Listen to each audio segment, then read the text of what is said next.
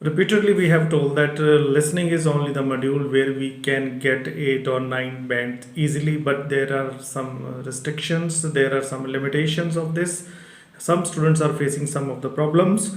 Today, we are going to discuss all those problems and definitely give you the best tips so that you score the best. Hi, my name is Sehdev Sharma. I am from Success Mantra Educate Jalandhar, Punjab, India, and today I am going to discuss about some of the tips which are really going to help you for your best scores in IELTS listening. So keep tuning and watch this video till end. If you're not subscribed to my channel, please subscribe so that I give you the best videos. Thank you.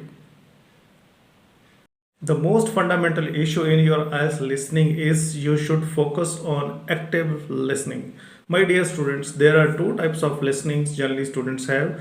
One is active listening and one is passive listening. What is the active listening? The active listening means that you are listening to the listening with some specific objective. You should keep in your mind that your active listening is definitely going to help you to score the better. So see, there is a difference between listening and hearing. Hearing, we listen with objective or not. But particularly in IELTS exam, we have to listen with the objective and we have to keep our mind always active. Listen to each and every word is being delivered to you. If you are purely active listener, definitely you are going to get the good bands. The next point is prediction of the answers. We can easily predict the answers if we are totally focused and if we understand the question. Let me give you one example here. Suppose there is a fill in the blanks in any question and it says that my brother is coming on dash, right? There is a fill in the blanks. We are 100% sure that it is going to ask us the day on which his or her brother is coming. So my ears are always active to listen to the name of the day, maybe Monday, Tuesday, Wednesday, Saturday, Sunday, or whatever it is. So this type of prediction we need to keep in our mind if we want to get the good scores. So next time when you practice, have some speculations in your mind, have some idea or guesswork in your mind that what type of answer is going to come before you. Then it will be quite easy for us to predict as well as to pick up the right word which is there required in the IELTS listening. The next point which can give us the very good marks is about reading of the instructions. If we are reading the instructions very carefully, definitely it is going to help us to fetch good marks. For example, there is a question written that we need to write only one word or two word or three words, or words with the digits or digits with words, or both the digits, whatever instructions are there. What generally happens, this is my personal experience, when students get little bit in the practice, they get a 25 plus marks every day, so they become very rigid that they don't need to read the instructions. Sometimes they ask which of the following points are not there, or sometimes they ask which of the following points are there, right? So never be overconfident. It is my request, it is my submission that please read the instructions carefully. Whether you have practiced sufficiently or you are getting 9 points every day, still we need to read the instructions clearly and with the explicitity of our mind that what we are going to answer. One of the most fundamental mistake which generally students do is their spelling mistakes. I think it is one of the deadly step or deadly act what is being done by the student. It should not be done. It means that if we are writing the incorrect spellings, it means that we have read, we have understood the question, we have picked up the right word, but we have not picked up the right spellings. Some of the spellings need to be answered in plurals, or they need s or es at the end, but we don't know about it, that how it is going to happen. For example, there is no word in the name as children's, because children is already a plural, and we cannot write people's because people is already a plural.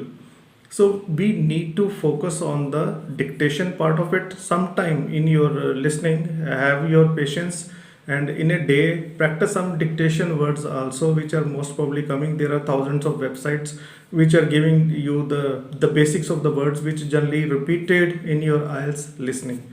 So do practice of that, so that because of our mistakes in the spelling, we should not lose any of the marks. It is very pinching when I see the results of the students in my day-to-day classes, and they picked up the right word, but spellings are wrong.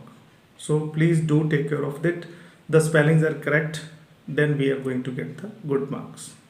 The next tip is that please do not leave any of the column blank in your answer sheet. My dear students, we all are well aware of that there is no negative marking in this examination.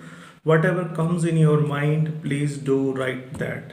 Sometimes there are MCQs, or sometimes they ask for the alphabets A, B, C, D, or the questions in any order or something like that. So in that conditions, why we are keeping the answers blank? So try to write all the 40 columns, whatever there, whatever comes in your mind, just fill it up, right? We don't know what about our luck. Take example of grammar, take your help of your general knowledge. My submission is only this, that all the columns should be filled by you anyhow. It will definitely help us to get 2 or 3 more marks, and 2 or 3 more marks means we are going to get additional half or one band score, and definitely this is the key to our success. So next time if you practice, if you have any guesswork, please do not leave any column blank, and we are going to get the good marks. Another tip to be discussed here is that please write the answers directly on your answer sheet. What generally students know, they have in their back of mind, or it is a statutory rule for your IELTS listening, that you will get 10 minutes to transfer your answers from your question booklet to your answer sheet. What the smart students do, they write the answers straightway on their sheets. So they have 10 minutes specifically with them. They can correct their mistakes, they can check out the grammar, they can do the guesswork also, whatever the columns they have left because of any reason. So they can think over, they can read the question and have some guesswork. And it can only be done if you are directly answering your answer on the answer sheet. So next time, please do practice of that. Do not write the answers on your question sheet. Better you write the answer on the answer sheet directly. Those 10 minutes are extremely valuable for you, and definitely you are going to get 2 or 3 more questions right, and you can correct your spellings, you can look out for your grammatical mistakes, right? This is very important tip. Please do keep it in your mind. Practice all sorts of questions and never be scared of any pattern of IELTS listening, right? If you are scared about your maps, if you are scared about your MCQs or filling the blanks or in any order questions, or you are suffering from the issues of from 31 to 40 questions because these are bit complex and bit indirect. So in this course, please practice all sort of questions, right? You cannot leave any of the options. Now how to find out that what type of questions are there? So for that you have to practice sufficiently on YouTube, or as your teachers say, or from Cambridge books and all, whatever it is. So you have to practice different type of questions, and sometime there is some specific type of question which we generally suffer from. So there are thousands of videos are available already on YouTube. For example, if you are suffering from any issue related to how to answer the map questions, so pick up those assignments only which have the map answer, so that every day you complete the map answers, or you complete the MCQs, or you complete the summary, or you complete the tables. You only know what are your gray areas and where you need to work on more. Please work on your weaknesses first, so that your questions are getting solved and you are getting more scores, more even right scores, then only your scores will increase. Do take care of it. The last but not the least, please write all the answers in capital letters only and in the middle of the column, and it should not touch the upper or lower line. Why I say upper or lower line? Sometimes you write the answer E But if your e, the bottom of your e is touching the black line of your answer sheet, it may look like F, right? So reduce the font of your handwriting and write all the answers very correctly, very specifically, particularly in the capital letters. These should be quite legible for the examiner to understand what the answers you have written.